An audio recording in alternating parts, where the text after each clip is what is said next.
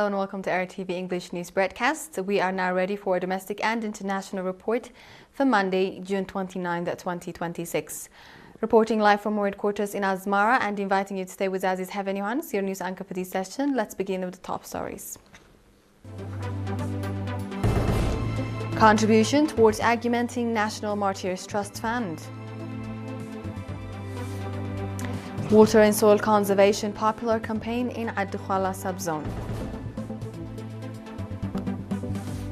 President Putin says the West is trying to destabilize Russia.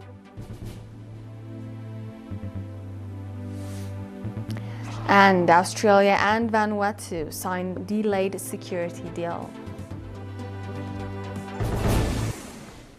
Welcome again.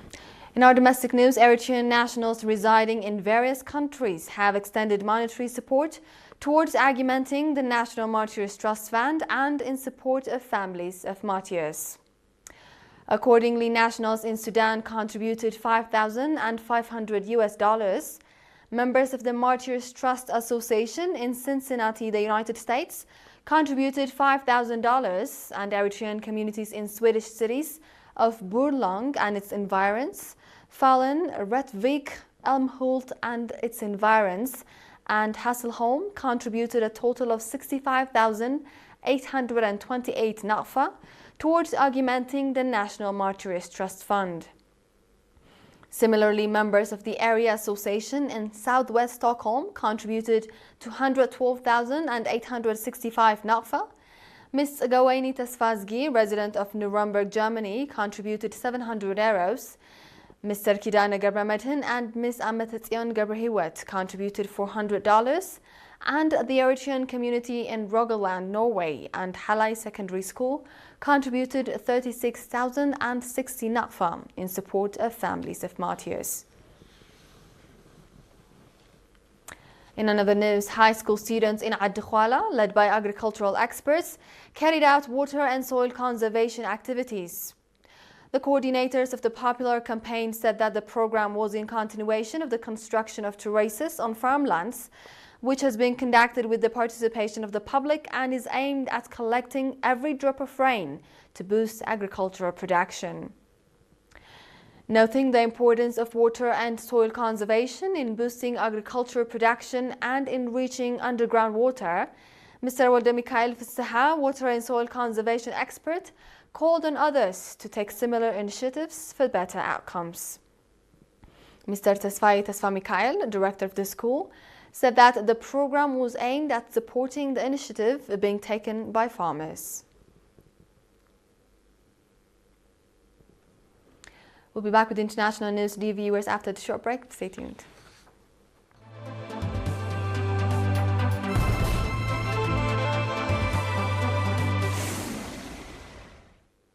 Welcome back.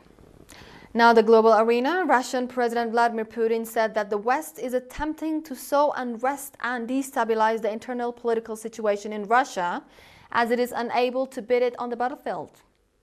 Speaking at a convention of United Russia Party in Moscow today, Putin said that the country was facing unprecedented pressure from Western elites.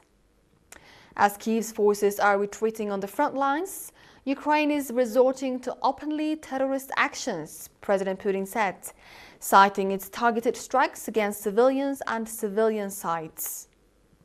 Ukraine has intensified long-range drone attacks on Russia in recent months, targeting energy infrastructure and logistics, as well as increasing strikes on purely civilian targets like ambulances, school buses and museums. On Saturday, a Ukrainian drone strike on a World War II museum in Russia's Rostov region, injuring 12 people. It's reported that over the previous week, Ukrainian attacks killed at least 41 civilians.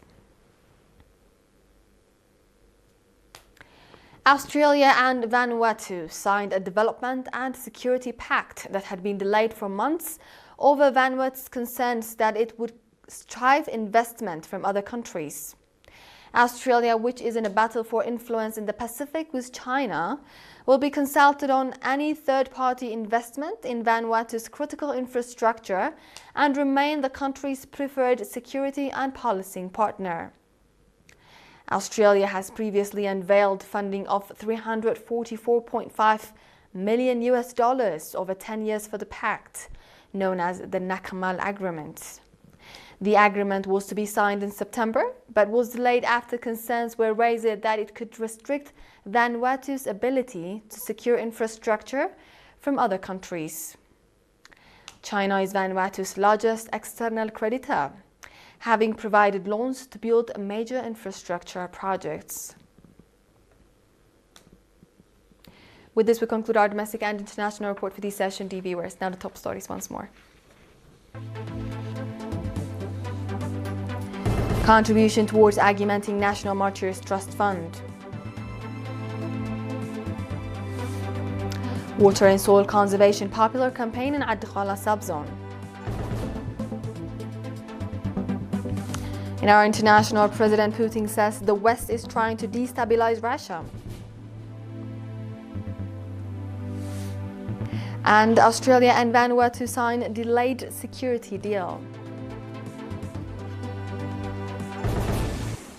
This was The World on Monday with ERi-TV English News broadcast, dear viewers. From all of us here, thank you for watching.